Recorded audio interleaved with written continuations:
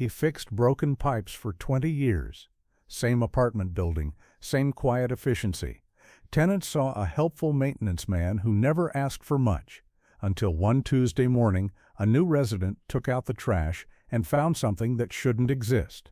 Military equipment, classified gear, the kind that only the most elite soldiers ever touch. And suddenly, everyone realized they'd been living next to a ghost. Welcome to Silent Hero Stories. Before we start this incredible story, tell me in the comments what city you are watching from today. If you believe silent heroes live among us, hit that subscribe button. These stories need to be told. Henry Thompson unlocked the basement utility room every morning at 6 a.m. Grandview Apartments, Boston. Building C. Same routine for 20 years. Same quiet dedication to keeping everything running. Hank was 65 years old. Salt and pepper beard. Sharp blue eyes that seemed to see everything but never judged. He wore the same flannel shirt and work boots every day, tools hanging from a well-worn belt that had seen decades of use. Grandview Apartments was a middle-class complex, 48 units across 3 buildings. Young professionals, small families, retirees. Hank knew every tenant, every apartment, every problem before it became a crisis. "Morning, Mr. Thompson," called Janet from 2B, a teacher heading to work. "Morning, Miss Rodriguez. How's that faucet?" "Perfect since you fixed it. Thank you. Just doing my job." But Hank was more than just a superintendent. He was the soul of the building. When Mrs. Patterson in 3A fell and broke her hip, Hank organized meal deliveries from other tenants. When college student Marcus couldn't make rent, Hank found him odd jobs around the complex. "Mr. Thompson, I can't pay you for the extra work. Keep your grades up. That's payment enough." Tenants trusted Hank completely. Emergency repairs, package deliveries, checking apartments during vacations.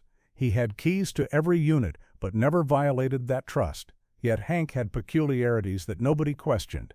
His apartment was always locked, multiple deadbolts, security chains.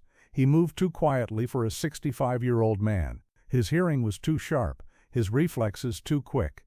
And Hank's knowledge extended beyond plumbing and electrical work. When the building had a break-in attempt, Hank assessed the security weaknesses like a professional. When tenants worried about neighborhood crime, Hank offered advice that seemed almost tactical. "Mr. Thompson, should we get security cameras?" "Cameras are good, but visibility is better. Trim those bushes by the entrance. Install motion lights. Make sure all sight lines are clear. You know a lot about security. You pick things up." Hank's apartment was on the first floor, corner unit. Strategic position. He could see all entrances, monitor all activity. Tenants assumed he chose it for convenience. They were wrong. The most mysterious thing about Hank was his past. 20 years in the building, but nobody knew what he did before. His lease application listed previous employment as federal contractor. When people asked, Hank deflected. "What kind of federal work?" "Different projects. Consulting." "What kind of consulting?" "Problem solving." Hank never had visitors. No family photos in his apartment windows. No personal calls on his cell phone. He lived like a man who had deliberately erased his previous life. But sometimes, late at night, tenants heard sounds from Hank's apartment. Not loud, just methodical. Like someone maintaining equipment, cleaning tools, preparing for missions that would never come. Tuesday morning, a moving truck arrived. New tenant for 2C. Sarah Mitchell, 28 years old, software developer, relocating from Seattle for a new job. Hank helped with the move, as he always did. Carried boxes, held doors, made sure nothing got damaged. "Thank you so much, Mr. Thompson. Call me Hank. Welcome to Grandview." "Sarah, nice to meet you." Sarah was observant. Part of her job involved analyzing systems, finding patterns. She noticed things about Hank immediately. His movements were too efficient, too precise. When he lifted heavy boxes, his form was perfect. Back straight, legs engaged, like someone with advanced training, and Hank's awareness was exceptional. While helping Sarah, he tracked every person entering or leaving the building. His eyes constantly scanned, assessed, cataloged threats that didn't exist. "Hank, you seem really alert. Old habits, from your federal work?" "Something like that." Over the next few days, Sarah observed Hank's routines. He walked the building perimeter every morning and evening, not casual strolls, systematic inspections, checking locks, testing lights, examining sight lines. She also noticed Hank's interactions with other tenants. He knew everyone's schedules, their habits, their vulnerabilities, Mrs. Patterson's medication delivery times, Marcus's class schedule, Janet's after-school activities. Hank, you keep track of everyone. Part of the job. Can't help people if you don't know what they need. But Sarah sensed there was more. Hank's attention to detail was military level. His situational awareness was professional grade. His problem-solving approach was tactical. One evening, Sarah's internet went down. She knocked on Hank's door for help. "Sure, let me take a look." Hank's troubleshooting was sophisticated. He didn't just check obvious problems. He analyzed the entire network infrastructure. His technical knowledge was advanced, specialized. How do you know so much about communication systems? You learn different skills in different jobs. Government contractors need network skills? Depends on the contract. While Hank worked, Sarah glimpsed his apartment. Sparse furniture, no decorations, everything functional, nothing personal, like a safe house, not a home. But she also noticed details that didn't fit a maintenance worker's profile. Expensive coffee equipment, high-end fitness gear visible through a doorway, books on strategy, tactics, languages she didn't recognize. "Hank, do you speak foreign languages?" "A few. Comes in handy." "For building maintenance?" "For life." Over the following weeks, Sarah's software developer mind began recognizing patterns in Hank's behavior, patterns that suggested advanced training. Hank's daily routines were too systematic. Morning building inspection, 0630-0645. Tenant interaction time, 0700 maintenance work, 1300 evening security check, 1900-1930. Same schedule, every day, with military precision. His response to problems was tactical. When the building's main water line burst, Hank didn't just fix it. He implemented a backup plan that suggested advanced preparation for multiple contingencies. And Hank's physical condition was exceptional for 65. Sarah often saw him in the basement gym, which he had installed himself. His workout routine was intense, focused, professional. "Hank, you're in incredible shape. Stay busy, stay healthy." That looks like military training. Good training helps everywhere. Sarah started paying attention to Hank's tools, professional-grade equipment. Some brands she recognized from government contractor catalogs. Others she didn't recognize at all. One afternoon, Sarah's apartment lock jammed. Hank arrived with a toolkit that included items she'd never seen in standard locksmith kits. "Hank, those are some specialized tools.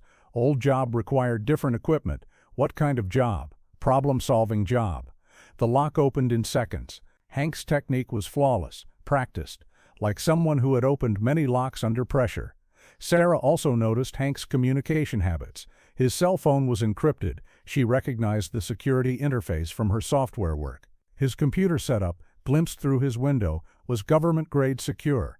"Hank, your technology setup is impressive. Privacy is important. For apartment management, for everything." The most telling pattern was Hank's hypervigilance. He tracked every vehicle entering the complex. He knew every tenant's visitor patterns. He noticed when anything was out of place.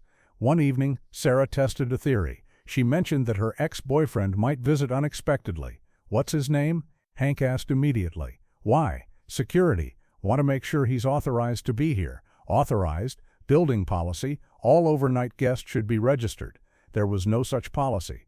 But Hank's protective instincts had kicked in automatically. "Hank, you take security seriously." "People's safety is my responsibility." "Just for the building?" "For everyone under my watch." Tuesday morning, trash collection day. Sarah was taking her garbage to the dumpster when she noticed something unusual. Hank was throwing away a large black bag, but he seemed conflicted about it. Sarah waited until Hank left, then curiosity got the better of her. The bag was sitting separately from other trash, like Hank wasn't sure about discarding it. She opened the bag carefully. Inside were items that made her breath catch. A tactical vest, military grade, not law enforcement surplus, active military specifications, name tape removed, but the wear patterns suggested extensive field use. Combat boots, specialized design, the kind used by elite units, well-maintained but clearly seen action, communication equipment, encrypted radios, frequency ranges that weren't civilian accessible. And at the bottom of the bag, something that made Sarah's hands shake. A folder containing documents. Most were redacted, but she could see enough. Operation Blackwater, Somalia 1993.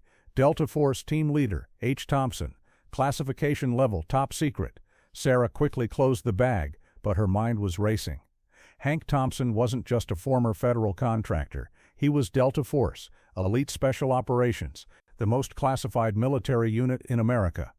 That evening, Sarah researched Operation Blackwater. Minimal information available. Somalia. Special Operations Mission. Most details classified. But she found references to a Delta Force team leader who had extracted hostages under impossible conditions. No name in the public records, but the operation profile matched what she'd seen in the documents. Sarah realized she'd been living next to a legendary Special Operations soldier for months without knowing it. The next morning, Sarah knocked on Hank's door. He answered quickly, too quickly, like he'd been expecting trouble. "Morning, Sarah. Everything okay?" "Hank, we need to talk about what?" "About what you threw away yesterday." Hank's demeanor changed instantly. More alert, more guarded. His body positioning shifted to cover the doorframe while assessing Sarah's threat level. "I'm not sure what you mean." "The black bag.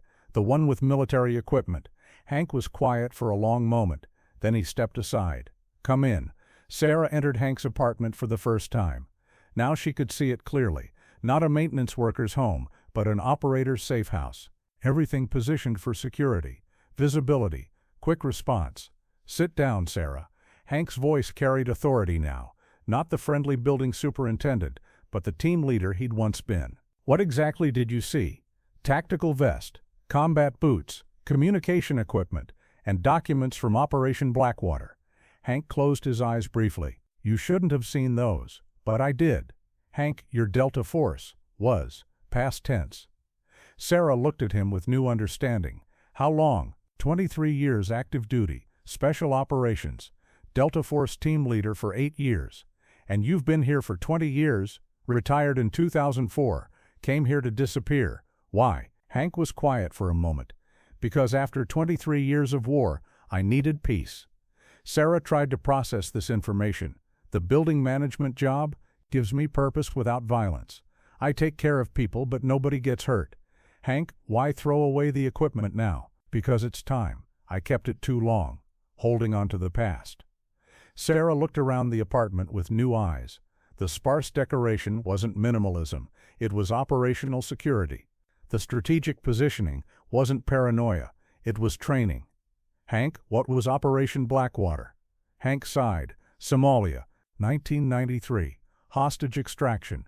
18 American soldiers captured. My team went in to get them." "Did you succeed?" "We brought them home, all of them." "At what cost?" 3 of my team didn't come back." Sarah understood now. Hank wasn't just a veteran. He was a man carrying the weight of impossible missions and fallen comrades. "Is that why you disappeared?" "Partly. When you've done what I've done, seen what I've seen, normal life becomes complicated." "But you found normal life here. I found a different kind of service. Same mission, different battlefield." Despite Sarah's promise to keep quiet, word began spreading through the building. Not from gossip, but from observation. Once people knew what to look for, Hank's military background became obvious. Miss Patterson had always wondered why Hank knew so much about her medications, her medical equipment. Now she realized he had combat medic training. "Hank, when I fell last year, you knew exactly what to do." "Basic medical training." "That wasn't basic. You probably saved my life." Marcus, the college student, remembered how Hank had helped him through anxiety attacks. The breathing techniques, the grounding exercises, they were military stress management protocols. "Mr. Thompson, where did you learn about PTSD?" "Experience." "Military experience?" "Different kind of combat. Same symptoms." Janet, the teacher, realized why Hank was so good with her difficult students when they visited. He understood trauma, discipline, leadership under pressure. "Hank, you should have been a teacher." "In a way I was, just different students." One by one, tenants began connecting dots. Hank's protective instincts, his crisis management skills, his ability to solve problems under pressure. But instead of treating him differently, they treated him better, not because he was famous, but because they understood his choice to serve them quietly. Mrs. Patterson started inviting Hank for dinner. Heroes shouldn't eat alone. Marcus began asking Hank for life advice. You've seen real challenges. Help me with mine. Janet brought Hank books about military history. You lived this. Share your perspective. Other tenants started small gestures, coffee deliveries, thank you notes, offers to help with building maintenance. But Hank remained the same quiet professionalism, same dedication to their safety and comfort. Hank, why don't you want recognition? Sarah asked. Because recognition changes relationships. I like these relationships, but people should know what you've done. People know what I'm doing. That's enough. Months passed. Hank's military background became known throughout the building, but nothing fundamental changed. He still fixed broken pipes, organized community events, kept everyone safe. The difference was deeper understanding. When Hank seemed distracted, people gave him space. When he worked late on projects, people brought him coffee. When new tenants moved in, existing residents made sure they understood Hank's value. Mr. Thompson isn't just the super, Janet told new arrival David Chen. He's the reason this building feels like home. One evening, there was a break-in attempt at Building A. The security alarm woke everyone, but by the time police arrived, the situation was resolved. Hank had responded immediately. Not with violence, but with presence. He had simply appeared, assessed the threat, and convinced the intruders to leave. How did you handle that so calmly? Officer Martinez asked. Training. Different situations, same principles. Military training, life training. The attempted break-in brought the community closer together. Tenants organized a building security committee. Hank didn't lead it, but everyone deferred to his expertise. Hank, what should we prioritize for security? Awareness. Community. Looking out for each other. What about equipment? Equipment is secondary. People are primary. Hank helped implement simple but effective security measures. Better lighting, communication protocols, neighborhood watch schedules. Nothing elaborate, but everything professional. Why keep it simple? Sarah asked.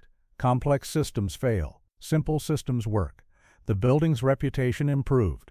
Crime decreased. Property values increased. But more importantly, people felt safe. One afternoon, Sarah found Hank in the basement, training, not maintenance work, combat training. Maintaining skills he hoped never to use again. You still practice? Muscle memory fades. Some skills are too important to lose. In case you need them, in case anyone needs them. Sarah understood. Hank wasn't holding on to his military past out of nostalgia.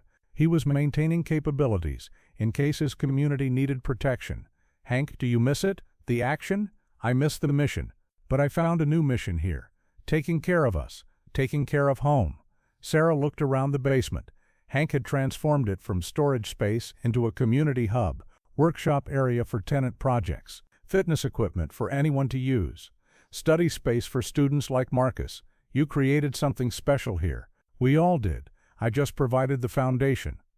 That evening, the building held its annual summer barbecue. Hank organized it as always, but this year felt different. People weren't just grateful for a good building manager. They were honored to know a quiet hero. Mrs. Patterson made a toast to Hank Thompson, who shows us every day that service never ends, just changes form. Hank smiled but deflected. To Grandview Apartments, the best assignment I ever had. Later, Sarah sat with Hank as residents cleaned up. Any regrets, Hank? About the military? About coming here? None. This is exactly where I'm supposed to be. Why? Because heroes aren't defined by their past. They're defined by their daily choices. Sarah watched Hank organizing cleanup efforts, making sure everyone got home safely, securing the building for the night. Same mission he'd always had. Bring everyone home safe. Hank, what's your next mission? Same as today's. Keep everyone safe. Keep everyone home. And as residents headed to their apartments, Hank began his evening security check. Not because regulations required it, but because 48 families depended on him. Because real heroes don't retire. They just find new ways to serve. Henry Thompson had found his way. In a 3-building apartment complex in Boston, ensuring that 48 families had a safe place to call home. Same mission, different battlefield, eternal service. Now I ask you, have you ever met someone like Hank? Someone who chose quiet service over loud recognition. Someone whose greatest victories were measured in daily safety, daily kindness, daily protection. Share their name in the comments. Tell us how they served. At Silent Heroes Stories, we believe the most powerful heroes often carry the heaviest keys, not to glory, but to home. If this story moved you, subscribe and share it. These silent guardians deserve recognition for choosing service over recognition. See you in the next story. And remember, your building superintendent, your maintenance worker, the person who keeps your home safe and functional, might just be the hero you never knew was protecting you. Because heroes don't need uniforms to complete their mission. Sometimes they just need work boots and a tool belt.